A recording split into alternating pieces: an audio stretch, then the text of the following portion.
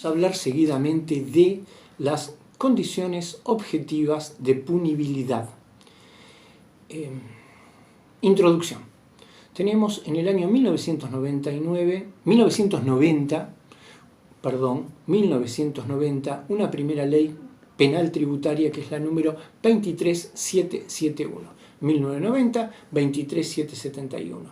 La que resulta derogada en el año finales de 1996, en el mes de diciembre, 19 de diciembre del 96, por la 24769, que esta es la ley que se recuerda como tal, Ley Penal Tributaria número 24769, la cual a su vez resulta derogada por en la última ley tributaria casi ómnibus, porque refirió a tributos, modificó la 11683, crea el régimen penal tributario en donde en el título 9 de la ley 27430 del mes de diciembre del 2017 y el régimen penal tributario está en el artículo 79 de esta ley. Apenas abrevamos en el texto normativo, vamos a advertir que existe, al lado de la acción típica antijurídica, por ejemplo, artículo 1, al lado de será sancionado con prisión, bueno, esta es la pena, ¿no?, de 2 a 6 años, el obligado que mediante declaraciones engañosas, ocultaciones maliciosas o cualquier otro ardid o engaño, sea por acción o por omisión, evadiere total o parcialmente el pago de tributos al Fisco Nacional y a la Ciudad Autónoma de Buenos Aires y también a los fiscos provinciales. Siempre que, fíjense cómo la redacción, siempre que el monto evadido excediere la suma de 1.500.000 pesos. Siempre que el monto evadido superare la suma de 1.500.000 pesos. Hasta 1,5 millones de pesos, estoy leyendo el artículo 1, no es delito.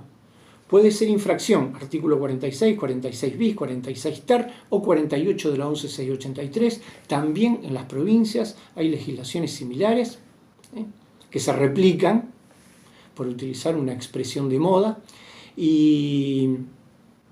pero siempre que exceda ese 1,5 millones de pesos. 1.500.000, uno es delito. 1.500.000 no es delito.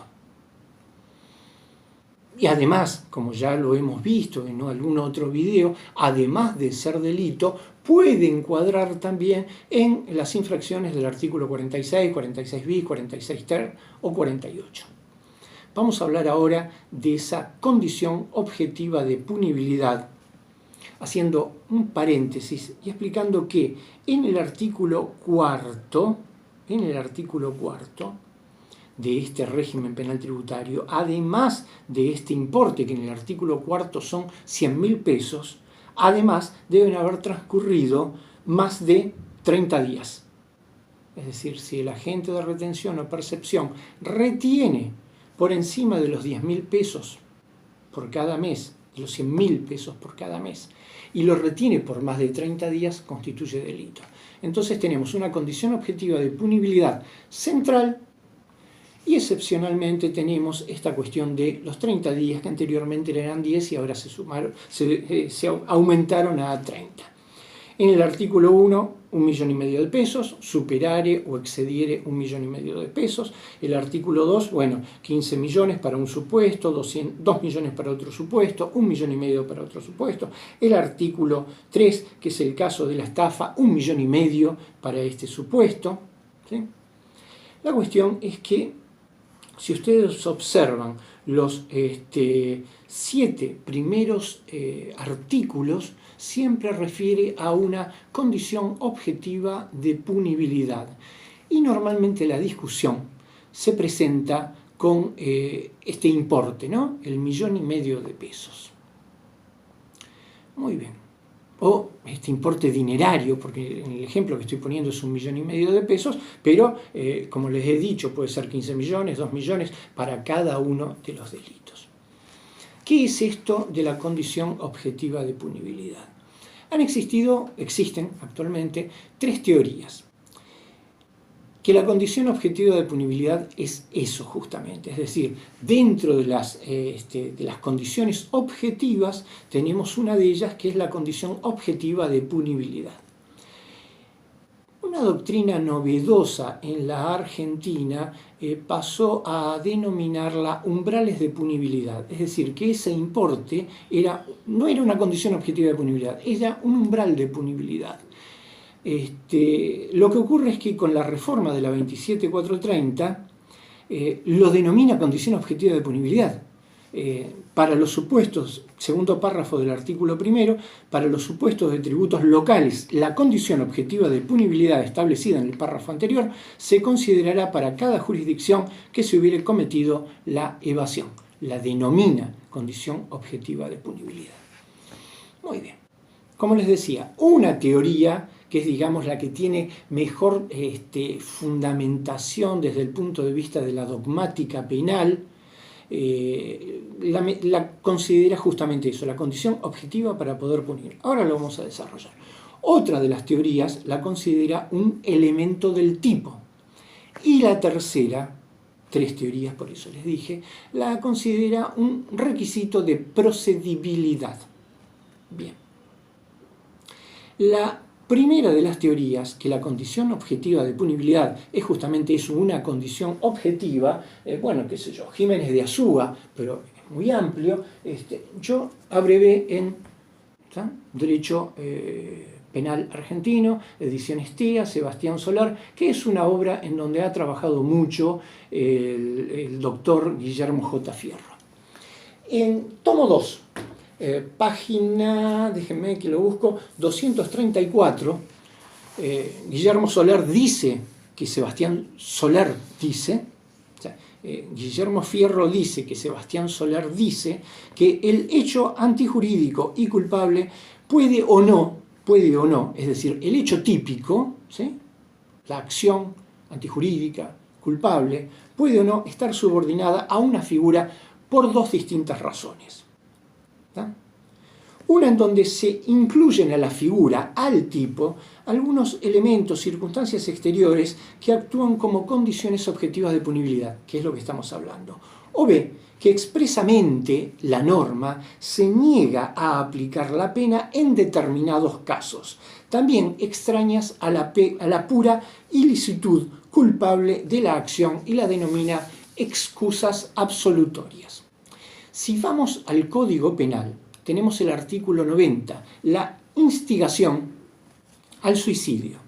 Entonces, la instigación al suicidio es punible en tanto el suicidio se haya efectuado o al menos se haya tentado. Entonces, la instigación la realiza el sujeto activo al suicidio. Ahora, puede ocurrir que ese sujeto que fue instigado efectivamente lo materialice o no, o lo intente. ¿Está?